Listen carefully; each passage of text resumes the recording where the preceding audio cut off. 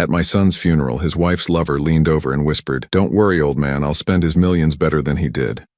Suddenly, my son chuckled in the coffin. "Because that man is, I'm glad to have you here. Follow my story until the end and comment the city you're watching from, so I can see how far my story has reached." I never thought I would outlive my son. At 62, I had always imagined Milton would be the one standing over my grave, not the other way around. But there I was, March 18th, 2024, staring at a mahogany casket that supposedly contained my 37-year-old boy. The Morrison funeral home smelled like lilies and grief. The air was thick with whispered condolences and the rustle of black fabric. I stood in the front row, my hands clasped so tightly my knuckles had gone white.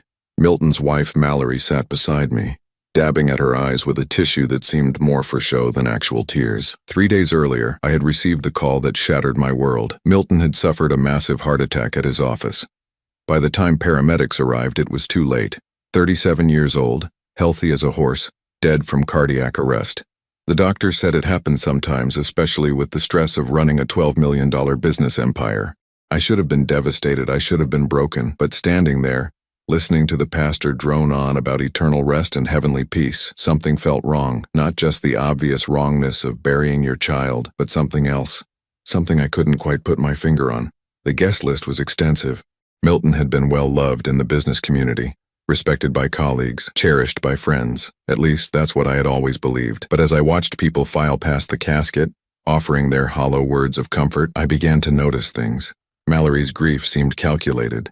She cried at precisely the right moments, accepted condolences with the perfect amount of dignity, and somehow managed to look devastatingly beautiful in her black designer dress.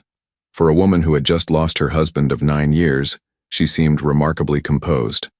Then there was Derek Morrison, Milton's business partner and Mallory's supposed friend. He stood near the back of the room, his eyes not on the casket but on Mallory. Every time she moved, his gaze followed. When she spoke to other guests, he listened intently. When she touched her hair nervously, he leaned forward slightly, as if connected to her by some invisible string. I had met Derek dozens of times over the years. He was Milton's right hand at the company, the man who handled the financial side while my son focused on operations. A smooth talker with perfectly styled hair and expensive suits, Derek had always struck me as the type of man who measured everything by its potential value. The service dragged on. People shared memories of Milton that sounded rehearsed, sanitized versions of a life I knew had been much more complex. My son had been passionate, sometimes reckless, fiercely loyal to those he loved. But listening to these speeches, you would think he was some kind of saint who never raised his voice or made a questionable decision. When it came time for the family to say their final goodbyes, I found myself walking toward the casket with leaden feet. Milton looked peaceful, his hands folded over his chest, wearing the navy suit I had bought him for his wedding day. His face was pale but serene, younger somehow than his 37 years. I leaned down and whispered, "I'm going to miss you, son. I'm sorry I couldn't protect you." As I stepped back, Mallory approached the casket. Her performance was flawless, the grieving widow saying goodbye to her beloved husband. She placed a single white rose on his chest and murmured something I couldn't hear. Then Derek appeared beside me. I hadn't noticed him approaching, but suddenly he was there, close enough that I could smell his expensive cologne. He leaned toward my ear, and what he said next changed everything. "Don't worry, old man," he whispered, his voice barely audible but dripping with satisfaction. "I'll spend his millions better than he ever did." The words hit me like a physical blow. I turned to stare at Derek, but his expression was neutral, almost bored. Had I misheard? Had grief finally driven me to hallucinations? But then something impossible happened. From inside the casket came a sound that made my blood freeze. A soft chuckle, quiet, barely perceptible, but unmistakably Milton's laugh. I gripped the edge of the casket, my heart hammering against my ribs. Derek had heard it too. His face had gone pale, and he took a quick step backward. Around us, the funeral continued, no one else seeming to notice anything unusual. "Did you?" I started to ask Derek, but he was already walking away, moving quickly toward the exit. I stared down at Milton's still face, searching for any sign of movement. Nothing. His chest didn't rise or fall. His eyelids didn't flutter. He looked exactly like what he was supposed to be, a dead man. But I knew what I had heard, that soft, knowing chuckle that meant Milton found something amusing. It was the same laugh he had used as a child when he knew a secret that adults hadn't figured out yet. The same laugh he had made when he beat me at chess for the first time. The same laugh that meant he was 3 steps ahead of everyone else in the room. The rest of the service passed in a blur. I went through the motions of accepting condolences, shaking hands, nodding at appropriate moments. But my mind was racing. Derek's whispered words kept echoing in my head. I'll spend his millions better than he ever did. What did that mean, and how could Milton have laughed when he was supposed to be dead? As the funeral home began to empty, I found myself alone with the casket for a moment. Mallory was outside, graciously accepting flowers and condolences from the last few guests. The funeral director was busy with arrangements for the burial the next day. I leaned close to the casket again, my voice barely a whisper. "Milton, son, if you can hear me?" Nothing. No response, no movement, no mysterious laughter. Just the profound silence of death. But as I straightened up, I noticed something that made my stomach drop. Milton's wedding ring was missing. The simple gold band I had helped him choose 9 years ago, the one he never took off, was gone from his finger. I looked around frantically, wondering if it had been removed for some funeral preparation reason. But morticians typically left wedding rings on the deceased. It was considered part of their final dignity, their lasting connection to love. So where was Milton's ring? And why did its absence feel like another piece of a puzzle I was only beginning to understand? The drive home was torture. Every traffic light seemed to last forever. Every mile stretched into eternity. I kept replaying the events at the funeral home, trying to make sense of what I had experienced. Derek's cruel whisper, Milton's impossible laughter, the missing wedding ring. None of it made sense individually, but together, they painted a picture I wasn't ready to accept. My house felt enormous and empty when I walked through the door. I had lived there alone since my wife Sarah passed away 8 years ago, but it had never felt this hollow. The silence pressed against my eardrums like a physical weight. I poured myself 3 fingers of whiskey and sat in my recliner, staring at the framed photos on the side table. Milton at his high school graduation, beaming with pride. Milton and Mallory on their wedding day, looking like they had stepped out of a fairy tale. Milton last Christmas, laughing at some joke I couldn't remember now. The phone rang, jarring me from my thoughts. It was Mallory, her voice soft and fragile. "Joel, I just wanted to thank you for today. Milton would have been so proud of how beautiful the service was." "Yes," I managed, my throat tight. "It was lovely. I know this is difficult, but we need to talk about arrangements. The lawyer wants to meet with us next week about the will and the business. Derek thinks we should—" "Derek thinks?" I interrupted, the whiskey making me bolder than usual. "Since when does Derek think for our family?" There was a pause. "He's been such a help, Joel. I don't know what I would do without him during this time." "I bet you don't," I thought, but I kept it to myself. "We'll talk later, Mallory. I need some time." After I hung up, I sat in the growing darkness of my living room, pieces of a terrible picture beginning to form in my mind.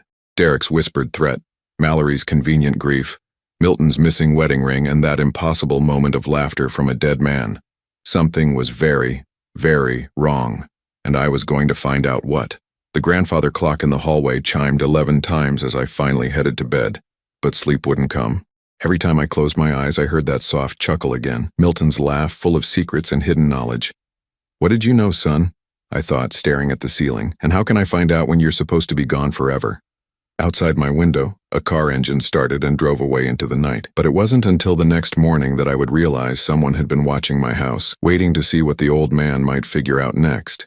I didn't sleep. How could I? Every time I closed my eyes, I heard that soft chuckle echoing from the mahogany casket. By 5 in the morning, I gave up and made coffee, my hands shaking as I measured the grounds. The morning news droned in the background, but I wasn't really listening. My mind kept circling back to the same impossible questions. How does a dead man laugh? Why was Derek so confident about spending Milton's money? And where was my son's wedding ring? I needed answers, and I knew where to start. St. Mary's Hospital sat on the outskirts of town like a concrete fortress against human suffering. I had driven past it countless times over the years, but never imagined I would be walking through its doors seeking answers about my son's death. The information desk was staffed by a tired-looking woman with kind eyes who directed me to the cardiac unit. My shoes echoed against the polished floors as I made my way through corridors that smelled of disinfectant and barely suppressed despair. Dr. Patricia Wells was the attending physician who had pronounced Milton dead. She was younger than I expected, probably in her early 40s, with prematurely gray hair pulled back in a neat bun. When I introduced myself as Milton's father, her expression immediately softened with practiced sympathy. "Mr. Holloway, I'm so sorry for your loss. Your son was brought in too late for us to do anything. By all accounts, it was very sudden. I need to understand what happened, I said, settling into the uncomfortable plastic chair across from her desk. Milton was healthy. He exercised regularly, didn't smoke, barely drank. How does a 37-year-old man just drop dead from a heart attack? Dr. Wells pulled up Milton's file on her computer, her brow furrowing slightly as she read. Sometimes these things happen without warning. Stress can be a major factor. Was your son under any particular pressure lately? I thought about that. Milton had always been driven, but lately he had seemed different, more secretive. He would cut phone calls short when I entered the room, claim he was too busy to have our usual Sunday dinners. I had attributed it to the normal pressures of running a business, but now I wondered if there had been something more. Can you tell me who brought him in? I asked. His business partner, Derek Morrison. He said he found Mr. Holloway collapsed in his office around 6:30 in the evening. And you didn't find that odd? That Derek happened to be there so late? Dr. Wells looked uncomfortable. Mr. Holloway, I understand you're looking for answers, but sometimes there simply aren't satisfying explanations for tragedy. I leaned forward. Doctor, humor me. In your medical opinion, is there anything about my son's case that struck you as unusual? She was quiet for a long moment, her fingers drumming against the desk. Finally, she sighed. The only thing that seemed odd was how quickly rigor mortis set in. Usually it takes several hours, but your son's body showed signs of rigidity much sooner than normal. What would cause that? Extreme physical exertion before death. Certain medications, environmental factors. She paused. Or if the time of death was incorrect, my blood ran cold. Incorrect how? If someone had died earlier than reported and the body was kept in cold storage, it might explain the accelerated rigor mortis. She shook her head quickly. But that's highly unlikely in this situation. I thanked Dr. Wells and left the hospital with more questions than answers. If Milton had died earlier than reported, that would mean Derek had lied about finding him at 6:30. But why would he do that? And how would he have kept Milton's body cold? My next stop was Milton's office building, a gleaming 20-story structure in the heart of the business district. The elevator carried me to the 15th floor, where Holloway Morrison Enterprises occupied the entire level. The receptionist, a young woman named Jennifer, whom I had met at several company Christmas parties, looked surprised to see me. Mr. Holloway, I didn't expect... we're all so sorry about Milton. Thank you, Jennifer. I was wondering if I could take a look at Milton's office. There might be some personal items. She glanced nervously toward the corner office. I'm sorry, but Mr. Morrison said the office was off limits until the lawyers sort everything out. Derek said that? I tried to keep my voice level. He said it was for legal reasons, something about preserving the business records. She lowered her voice. Between you and me, he's been acting strange since it happened. He's been here every night, going through files, making phone calls. Every night? Yes, sir. He was here until almost midnight yesterday, even though it was the day of the funeral. I only know because I forgot my purse and came back for it. This was getting stranger by the minute. Why would Derek be working so late on the day of Milton's funeral? What was so urgent that it couldn't wait? Jennifer, can you tell me about the day Milton died? What time did Derek leave that evening? She thought for a moment. That's the thing. Derek was here when I left at 5, but he said he was heading out too. He seemed in a hurry to get somewhere. So Derek had lied about the timeline. If he left at 5 but claimed to find Milton's body at 6:30, where had he been for that hour and a half? I was about to ask more questions when the elevator doors opened and Derek himself walked out. He was impeccably dressed as always, but there were dark circles under his eyes that suggested he wasn't sleeping well either. Joel. He seemed genuinely surprised to see me. What brings you here? I wanted to collect some of Milton's personal things, I said, watching his face carefully. Of course. Although the lawyers advised me to keep the office sealed for now, legal liability, you understand. But once the estate is settled... He trailed off, his eyes darting away from mine. Derek, can I ask you something? Jennifer mentioned you've been working late every night since Milton died. That seems like odd timing. His jaw tightened almost imperceptibly. Someone has to keep the business running. Milton would have wanted that. And you were here the night he died, working late? I've already given my statement to the police and the doctors. Milton collapsed around 6:30. I found him and called 911 immediately. His voice had taken on a defensive edge. But Jennifer said you left at 5. Derek's face flushed. Jennifer must be confused. It's been a traumatic time for everyone. Before I could press further, he excused himself and disappeared into Milton's office, closing the door firmly behind him. I caught a glimpse of stacks of papers on the desk and what looked like an open safe in the corner. As I rode the elevator down, Jennifer's words echoed in my head. Derek had been there every night, going through files that supposedly belonged to a dead man who could no longer protect his own interests. My last stop of the day was the Morrison Funeral Home, where I requested to speak with the director about the preparation of Milton's body. Harold Morrison, a thin man with pale hands and a perpetually sympathetic expression, led me to his office. "Mr. Holloway, I hope everything met with your approval yesterday. Your son looked very peaceful." "He did," I agreed. I was wondering about his personal effects, specifically his wedding ring. Morrison consulted his paperwork. "There's no mention of a wedding ring in our intake notes. Sometimes jewelry is removed at the hospital for medical procedures. But wouldn't it have been returned?" "Typically, yes, unless—" He paused, looking uncomfortable. "Unless what?" "Unless the family requested its removal for safekeeping. Sometimes valuable pieces are given to the spouse before the service, so Mallory could have taken Milton's ring. But why? And why hadn't she mentioned it?" Morrison cleared his throat. "There was one other thing that seemed unusual. The body was brought to us much colder than normal. Usually, by the time we receive someone from the hospital, body temperature has begun to normalize. But your son was still quite cold, as if he had been refrigerated." That matched what Dr. Wells had said about the accelerated rigor mortis. Everything pointed to Milton having died earlier than reported, or having been kept somewhere cold after death. As I drove home, my mind was spinning with theories. None of them good. Derek had lied about the timeline. Milton's body showed signs of having been kept cold. His wedding ring was missing. And Derek had been working late every night since the death, going through files in Milton's office.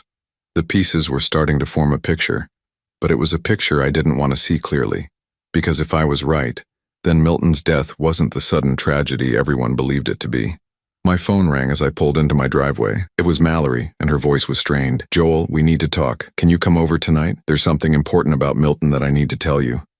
My heart rate spiked. "What kind of something?"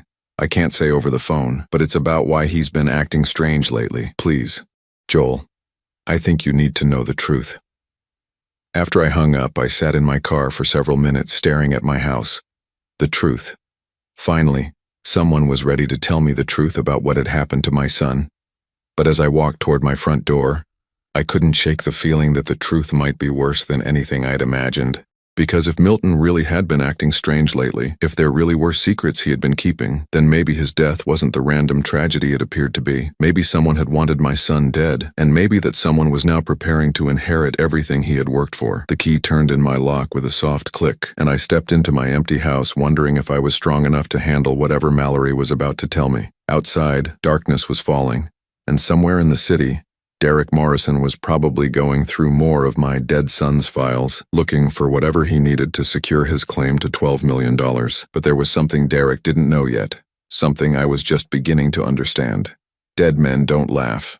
And if Milton had laughed in that casket, then maybe, just maybe, he wasn't as dead as everyone believed. Mallory's house sat on Elm Street like a monument to success. Milton had bought it for her 3 years ago, a sprawling colonial with perfectly manicured gardens and windows that gleamed even in the dim evening light. I had always felt uncomfortable there, surrounded by expensive furniture and artwork that seemed chosen more for their price tags than any emotional connection. Tonight, that discomfort felt magnified tenfold.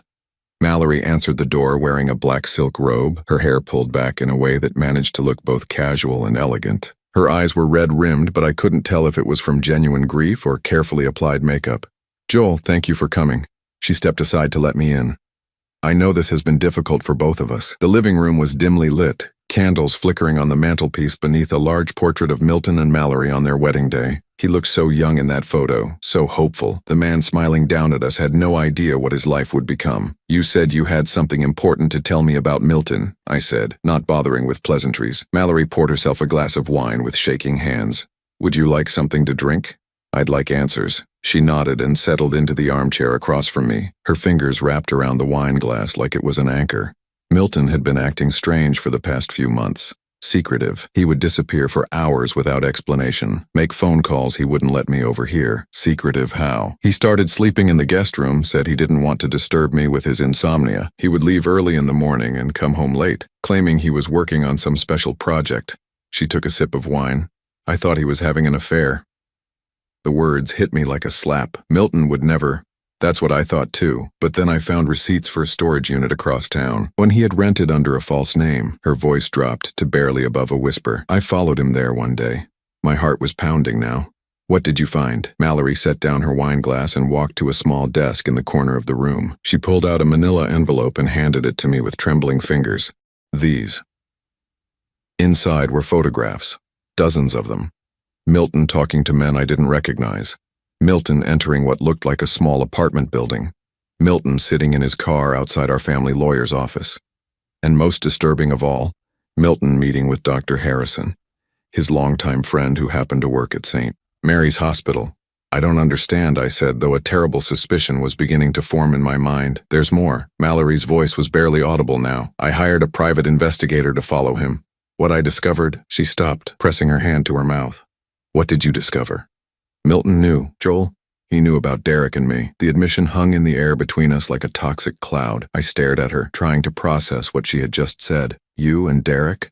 Tears began to stream down her face, but they looked genuine this time. It started 6 months ago. I was lonely, Milton was always working, and Derek was there. He made me feel special, important.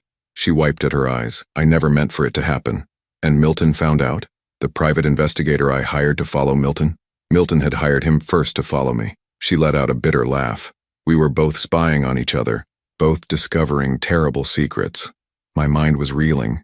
If Milton had known about the affair, then Derek's whispered threat at the funeral took on an entirely different meaning. But it still didn't explain the most important question. Mallory, how did Milton die? Really? She looked up at me with eyes full of something that might have been fear. That's just it, Joel. I don't think he did. The room seemed to tilt around me. What? The night he supposedly died, I was with Derek at his apartment. We have alibis for each other. But Joel, Milton had been planning something. The storage unit was full of documents, cash, fake identification papers. It looked like he was preparing to disappear. I gripped the arms of my chair, trying to steady myself. Are you saying Milton faked his own death? I'm saying it's possible. Dr. Harrison was his college roommate. They've been friends for 20 years. If anyone could help him stage his death, it would be someone with access to death certificates and morgue facilities. The pieces were falling into place with terrifying clarity. Milton's strange behavior, his meetings with Dr. Harrison, the inconsistencies in the timeline of his death, the body that was too cold, the accelerated rigor mortis, even that impossible laugh at the funeral. But why would he do this? I asked, though part of me was beginning to understand. Mallory stood and walked to the window, staring out at the dark street. Think about it, Joel. If Milton died, who would inherit everything? Me, his loving widow. And who have I been spending my time with? Derek, his business partner who knows every detail of the company's finances. He wanted to catch you, I said, the full scope of the plan becoming clear. He wanted to see what you and Derek would do if you thought he was dead. And we walked right into his trap. Mallory's voice was hollow. We've been planning how to liquidate assets, transfer funds, restructure the business. Derek even talked about selling the company and moving to the Cayman Islands. I felt sick. My son had orchestrated his own funeral to expose the people who were supposed to love him. The betrayal must have been devastating, but Milton had chosen a brilliant and terrible form of revenge. Where is he? I asked. Mallory shook her head. I don't know, but Joel, there's something else. Something worse. I wasn't sure I could handle anything worse, but I nodded for her to continue. Derek didn't just want to steal Milton's money. He was planning to make sure Milton could never come back. She turned to face me, her face pale. He's been researching ways to have Milton declared legally dead as quickly as possible. And he's been asking questions about you too. About me, your health, your finances, whether you have a will. Derek sees you as the only obstacle to complete control of Milton's estate. Her voice dropped to a whisper. I think he was planning to arrange an accident for you too. The full horror of the situation hit me like a physical blow. Derek hadn't just been betraying Milton with his wife. He had been planning to murder both of us for money, and Milton, somehow knowing this, had decided to fake his death to expose the conspiracy before it could destroy what was left of our family. We have to find him, I said, standing up. We have to warn him that Derek is planning something. There's one more thing, Mallory said, reaching into the desk drawer again. She pulled out a small key. I found this hidden in Milton's office at home. I think it might be to the storage unit. I took the key, my hands shaking. The address? She wrote it down on a piece of paper. Joel, what if we're wrong? What if Milton really is dead and we're just grasping at conspiracy theories because we can't accept the truth? I thought about that laugh I had heard at the funeral, soft, knowing, unmistakably my son's. Then we'll know for sure. But if he's alive and in danger, we're the only ones who can help him. As I drove across town toward the storage facility, my mind was spinning with questions and fears. If Milton was alive, why hadn't he contacted me? How long had he been planning this elaborate deception? And most importantly, what was his endgame? The storage facility sat on the outskirts of town, a collection of metal buildings surrounded by chain-link fence. It was nearly 10 o'clock, and the place was deserted except for a single security guard who barely looked up from his magazine as I drove through the gate. Unit number 73 was in the back row, hidden from the main road. My hands were shaking as I inserted the key into the lock. It turned easily, and the metal door rolled up with a rusty squeal. What I found inside confirmed my worst fears and greatest hopes. The unit was set up like a command center. Corkboards covered with photographs and documents lined the walls. A small desk held stacks of legal papers, financial records, and what looked like surveillance equipment. But most telling of all was the small refrigerator in the corner, humming quietly in the darkness.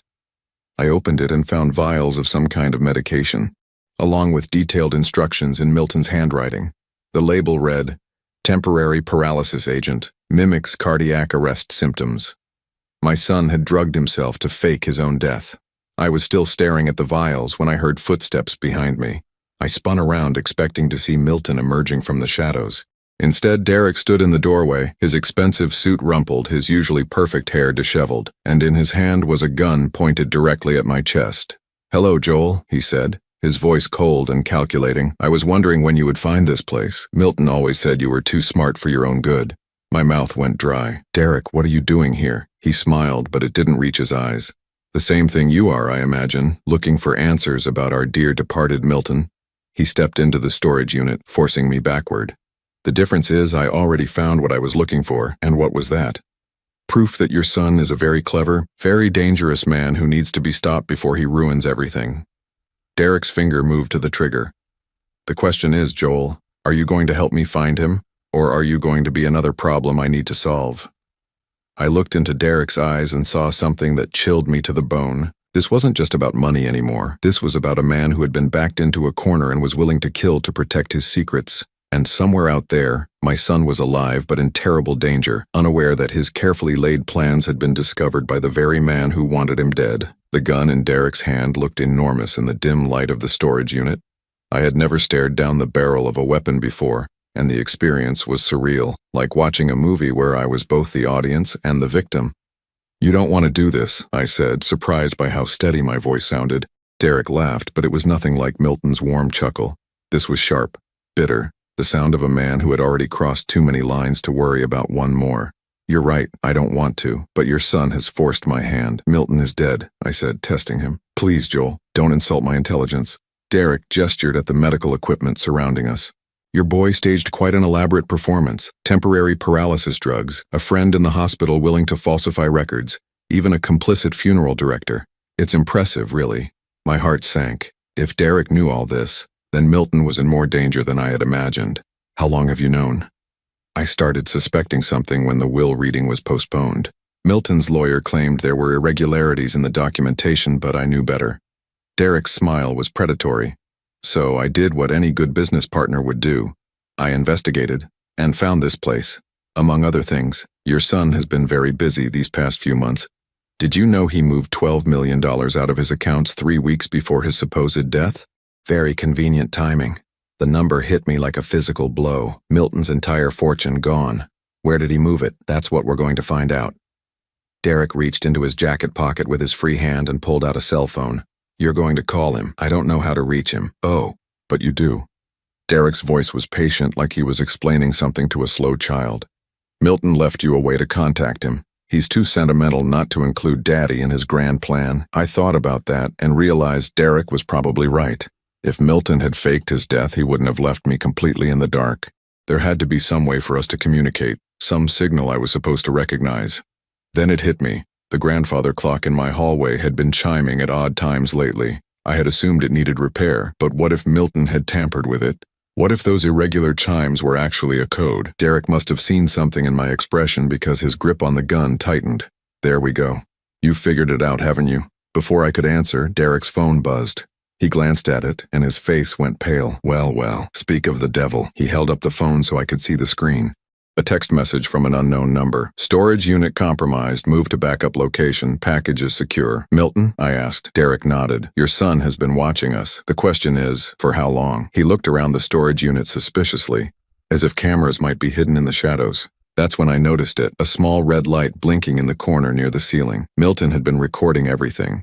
He knew we were here, knew that Derek had found his hideout, and most importantly, knew that Derek was armed and dangerous. He's coming, I said, more to myself than to Derek. Yes, he is. And when he gets here, you're going to convince him to transfer that $12 million back to where it belongs. In exchange, I won't put a bullet in your head. The cold calculation in Derek's voice made my stomach turn. This wasn't a crime of passion or a momentary lapse in judgment. This was a man who had been planning murder for money, who saw human lives as obstacles to be removed. What about Mallory? I asked.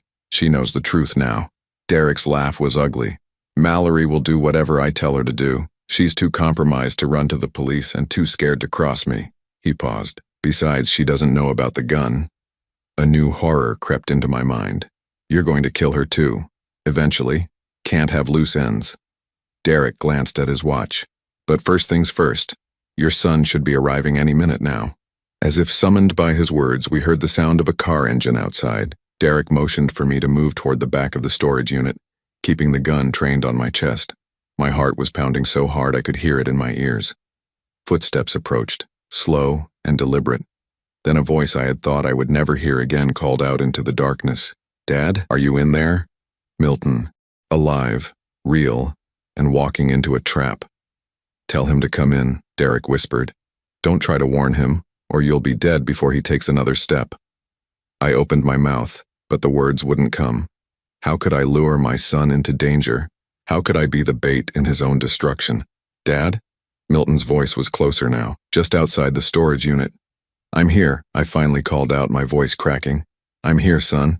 Milton appeared in the doorway, and for a moment I forgot about the gun, forgot about Derek, forgot about everything except the overwhelming relief of seeing my child alive. He looked thinner than before. His hair was longer, and there were new lines around his eyes that spoke of stress and sleepless nights. But it was unmistakably him. Jesus, Dad, when I saw Derek's car, I thought... Milton stopped mid-sentence as he noticed Derek standing in the shadows. Oh. Hello, Milton. Derek stepped forward, keeping the gun pointed at me but clearly visible to my son. Quite a performance you put on. I was almost convinced. Milton's eyes darted between Derek and me, calculating rapidly. Let him go, Derek. This is between you and me. Actually, it's between me and $12 million that rightfully belongs to the company. Your little disappearing act doesn't change the terms of our partnership agreement. Partnership. Milton laughed, and for the first time I heard real bitterness in his voice. You mean your plan to steal everything I built while sleeping with my wife? Derek's face flushed. Mallory came to me. Milton. She was lonely, neglected. You were so busy playing business mogul that you forgot you had a wife. I knew about the affair for months, Milton said quietly. I also knew you were planning to have me killed. The admission hung in the air like a bomb. Derek's hand wavered slightly, surprise flickering across his features. That's impossible. Milton reached into his jacket pocket slowly, keeping his movements visible. He pulled out a small recording device. August 15th, 2024. You and Mallory in your apartment discussing how to arrange an accident for me. Something that would look natural but happen soon enough that you could liquidate the business assets before anyone started asking questions. Derek's face had gone white. You were supposed to be dead. Funny thing about death, it gives you a lot of time to think and plan. Milton's voice was calm, almost conversational. Did you really think I would just roll over and let you destroy everything? Let you hurt my father? Your father was next on the list, Derek said. His desperation making him cruel. Old man has a heart condition, doesn't he? Grief over losing his son, too much stress. These things happen. Rage surged through me, hot and pure. This monster had been planning to kill both of us, to wipe out our entire family for money that he had never earned. The police are already on their way, Milton continued. I've been recording everything since you walked into this storage unit. Attempted murder, conspiracy, theft. You're looking at life in prison, Derek. Derek's eyes darted around wildly, like a trapped animal. You're bluffing. Am I? Milton pulled out his phone and showed Derek the screen. A call to 911 was in progress, had been for the past 10 minutes. They've been listening to everything. In the distance, I could hear sirens approaching. Derek heard them too, and something in his expression snapped. The careful calculation was replaced by pure panic. "If I'm going down, I'm taking you both with me," he snarled, swinging the gun toward Milton. I don't remember making the decision to move. One moment I was standing frozen in terror. The next I was throwing myself forward, knocking Derek off balance just as the gun fired. The sound was deafening in the enclosed space, and I felt something hot graze my shoulder as we both went down. Milton was on Derek in an instant, wrestling for control of the weapon. They rolled across the concrete floor, grunting and swearing, the gun skittering away into the darkness. I scrambled after it, my shoulder screaming with pain, but managed to kick it out of reach just as the storage facility was flooded with red and blue lights. Police officers swarmed into the unit, shouting orders, separating us, securing the scene. Derek was handcuffed and dragged away, still screaming threats and accusations. The recording device and surveillance equipment were bagged as evidence. Paramedics checked my shoulder, just a graze, they said, though it hurt like hell. Through it all, Milton stood beside me, his hand on my uninjured shoulder, real and solid and alive. "Why didn't you tell me?" I asked when the chaos had died down enough for us to talk. Milton looked exhausted, older than his 37 years. "Because I knew you wouldn't let me do it. You would have tried to talk me out of it, tried to find some other way. There had to be another way. Was there?" Milton's voice was quiet, but firm. "Derek was planning to kill us both, Dad. The only way to stop him was to make him reveal his true nature. And the only way to do that was to make him think he had won." I thought about that as we gave our statements to the police, as Derek was taken away in the back of a patrol car, as the storage unit was sealed off as a crime scene. Milton had risked everything, his identity, his fortune, his relationships, to expose a conspiracy that would have destroyed our family. "What happens now?" I asked as we finally walked out of the storage facility together. Milton was quiet for a long moment. "Now I have to figure out how to come back from the dead. Legally speaking, it's going to be complicated." "And Mallory?" His jaw tightened. "Mallory made her choice. She'll have to live with the consequences." We stood by his car, a beat-up sedan that was nothing like the luxury vehicles he used to drive. He looked different in the harsh fluorescent light of the parking lot. Harder, more cautious, like a man who had learned not to trust the people closest to him. "I'm proud of you," I said finally. "What you did took incredible courage." Milton smiled for the first time since I had seen him in that doorway. It was a tired smile, tinged with sadness, but it was genuine. "I learned from the best, Dad. You taught me that family is worth fighting for, no matter the cost." As we drove away from the storage facility, I realized that Derek had been wrong about one thing. This hadn't been about money, not really. It had been about trust and betrayal, and the lengths a son will go to protect the people he loves. Milton was alive. Our family was safe, and sometimes, that's all the victory you can ask for. The safe house Milton had been living in for the past 3 days was a modest apartment above a used bookstore on the outskirts of town. As we climbed the narrow stairs, my shoulder still aching from Derek's bullet graze, I couldn't help but marvel at how thoroughly my son had planned his resurrection. "Dr. Harrison helped me find this place," Milton explained, unlocking the door. "He's been the only person who knew the truth from the beginning." Inside, the apartment was spartanly furnished but functional. A single bed, a small kitchenette, and a desk covered with legal documents and financial papers. It looked like the hideout of a man who had been planning his return from the dead with methodical precision. "Coffee?" Milton asked, moving to the kitchen like this was a normal father-son visit. "Please." I settled into the one comfortable chair, wincing as the movement pulled at my bandaged shoulder. "Milton, we need to talk about what happens next." He paused in the act of measuring coffee grounds. "I know what you're going to say, Dad, that I should have trusted you from the beginning, that we could have found another way. Actually, I was going to say that I understand why you did it." I watched surprise flicker across his face. "Derek was planning to kill us both. You saved our lives." Milton turned back to the coffee maker, but I could see the tension in his shoulders ease slightly. "I've been carrying this alone for so long I forgot what it felt like to have someone on my side. You're not alone anymore." I leaned forward, ignoring the pain in my shoulder. "But son, we have a problem. Derek may be in jail, but Mallory is still out there and she knows you're alive." Milton nodded grimly. "I've been thinking about that. She's going to be desperate now. With Derek arrested and the conspiracy exposed, she's facing fraud charges, conspiracy charges, possibly accessory to attempted murder. What do you think she'll do? Run." Milton brought me a steaming cup of coffee and sat across from me. "But first she'll try to grab whatever money she can get her hands on. I transferred the $12 million to an offshore account, but she still has access to our joint accounts, the house, some investments. I sipped the coffee, thinking, how much are we talking about? Maybe $800,000. Total. Not enough to disappear forever, but enough to buy her some time. Milton's expression was grim. The problem is, she's not thinking rationally. People in her position make stupid, dangerous decisions. As if summoned by his words, Milton's phone buzzed. He glanced at the screen and his face went pale. What is it? He held up the phone so I could see. A text message from Mallory. I know you're alive. Meet me at the house in 1 hour or I burn it all down. Burn what down? I asked. Milton was already moving toward a filing cabinet in the corner. He pulled out a thick folder and spread photographs across the desk. Before I faked my death, I gathered evidence of everything Derek and Mallory had been doing. Financial records, audio recordings, photographs of their meetings. He pointed to one particular photo showing Derek handing Mallory a large envelope, including evidence of other crimes.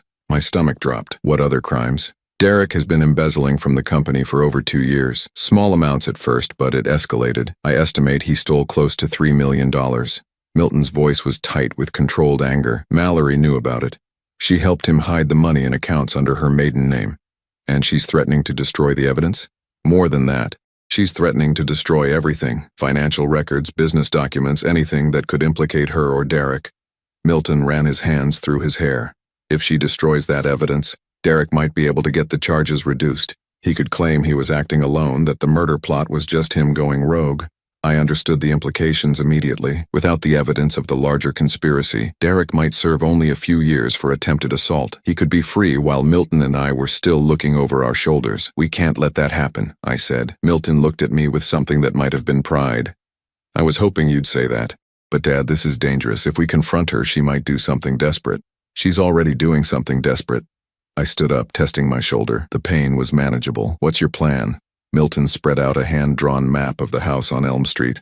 She's expecting me to come alone, probably hoping to manipulate me one last time. But what if I don't show up alone? You want me to come with you? I want you to be my backup. There's a side entrance to the house through the garden. While I'm talking to her in the living room, you can secure the evidence from my home office. Milton pointed to a room on the second floor of the house. Everything important is in a fireproof safe behind the bookshelf. I studied the map, thinking through the logistics. What if she's armed? She's not the type. Mallory's weapon has always been manipulation, not violence. But if things go wrong... Milton pulled out his phone and showed me an app. I'll have a direct line to Detective Rodriguez. One button press and the police will be on their way. It wasn't a perfect plan, but it was better than letting Mallory destroy evidence that could put Derek away for decades. And honestly, part of me wanted to confront her. This woman had betrayed my son, conspired to kill us both, and was now trying to escape justice by burning everything down.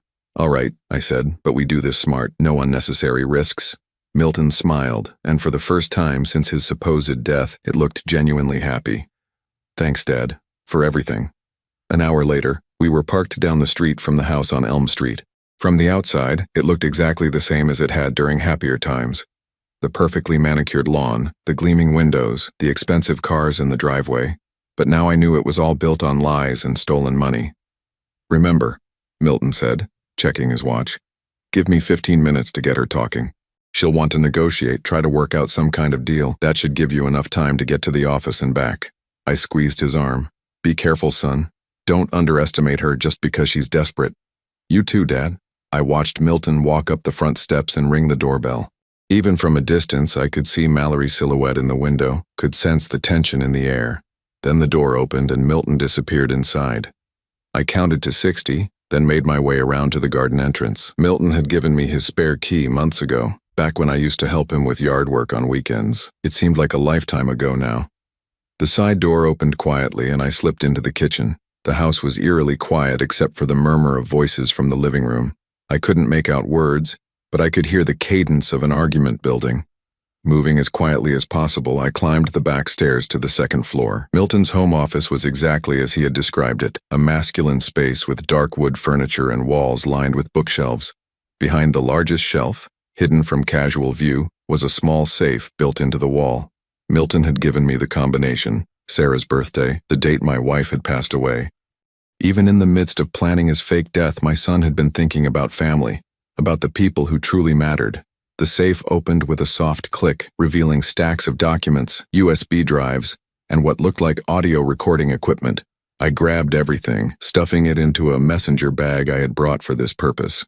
That's when I heard Mallory's voice, raised and angry, drifting up from the first floor. You think you're so clever, don't you? Staging your own death, making me look like a fool? Milton's response was too quiet to hear, but it must have enraged her because her next words were shouted. Well, guess what, husband? I have a few surprises of my own.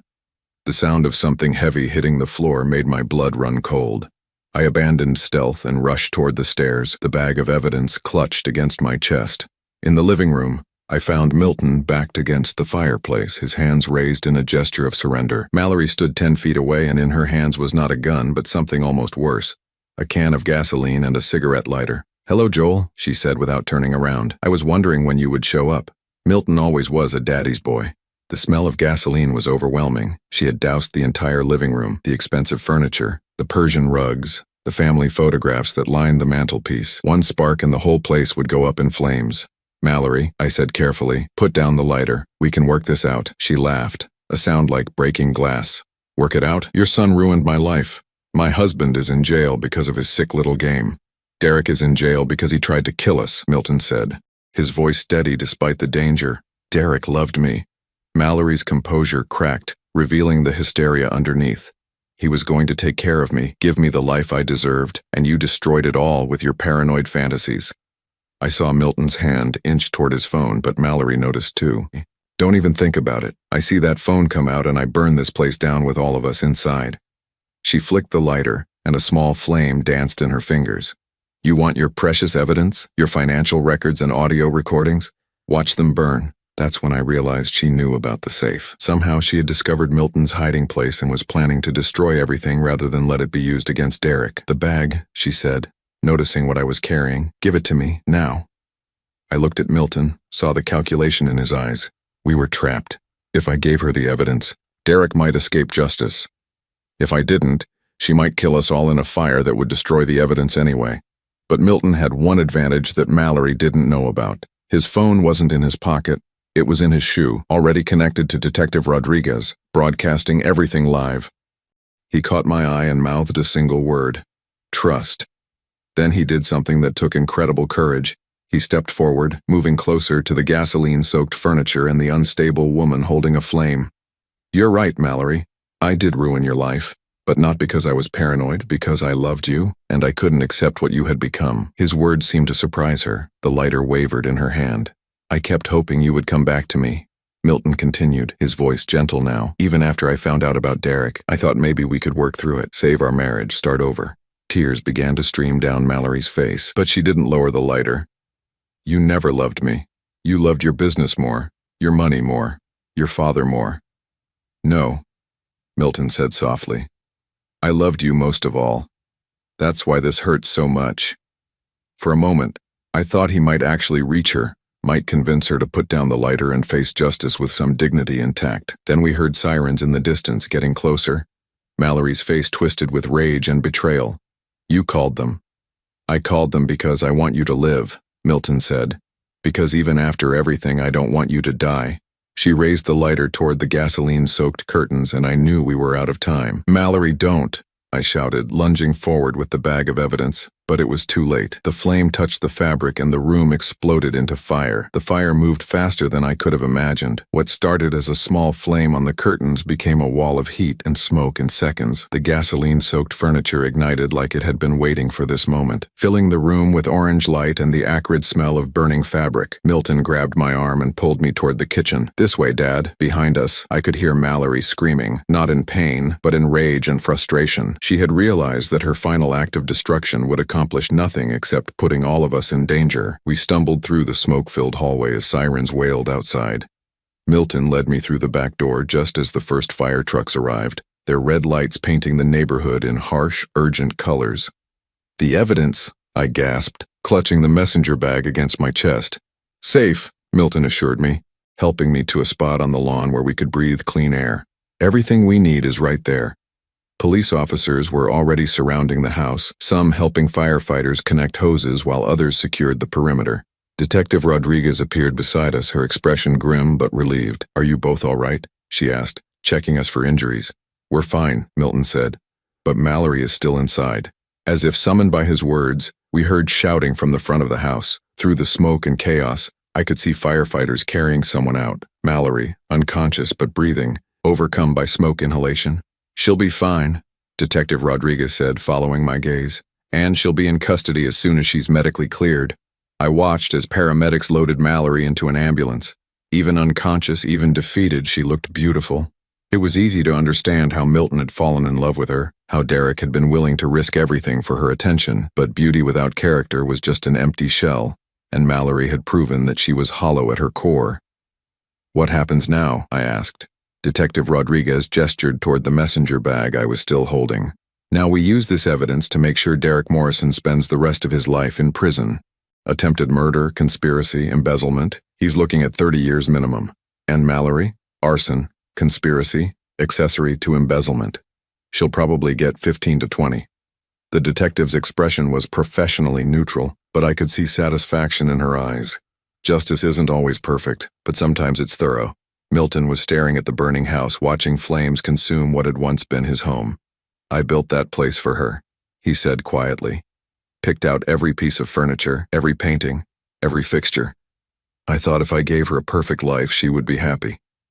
"You can't buy happiness, son, and you certainly can't buy love." He nodded, but I could see the sadness in his eyes. Despite everything Mallory had done, despite her betrayal and her willingness to see us both dead, Milton had genuinely loved her. That kind of love doesn't disappear overnight, even when it's proven to be one-sided. "Mr. Holloway?" A young police officer approached us with a clipboard. "We need to get your statements about what happened inside the house." For the next 2 hours, we sat in the back of a police car and recounted everything. Milton's elaborate plan to fake his death, Derek's conspiracy to steal the business, Mallory's final desperate attempt to destroy evidence. It sounded like something from a crime novel, too complex and dramatic to be real. But the evidence didn't lie. The audio recordings from Milton's phone had captured everything. Derek's confession, his threats, Mallory's admission of arson. Combined with the financial records and photographs from the safe, it painted a complete picture of a conspiracy that had been months in the making. By dawn, the fire was out, and the house was a charred skeleton. Most of the structure had survived, but the interior was gutted. Everything Milton had built with Mallory, all those years of marriage and shared dreams, had literally gone up in smoke. "I'm sorry," I said, as we stood looking at the ruins. Milton shook his head. "Don't be. This needed to happen. Not the fire, but the end of it all. I was holding on to something that was never real to begin with." Detective Rodriguez approached us one final time before we left. "Derek Morrison has agreed to plead guilty to all charges in exchange for a life sentence without the possibility of parole. He wants to avoid the death penalty." I felt a grim satisfaction. Derek would spend the rest of his life in a cell, thinking about how his greed had cost him everything. It wouldn't bring back the trust he had violated or the innocence he had destroyed, but it was justice nonetheless. "What about the business?" I asked Milton as we drove away from Elm Street. "Holloway Morrison Enterprises dies with this scandal," Milton said. "But I've been thinking about starting over. Something smaller, more personal, maybe something we could run together." The idea surprised me. I was 62 years old, supposedly ready for retirement, not new ventures. But the thought of working alongside my son, of building something honest and clean from the ground up, was appealing. "What did you have in mind?" Milton smiled, and for the first time in months, it reached his eyes. "Security consulting. Help people protect themselves from the kind of betrayal we just went through.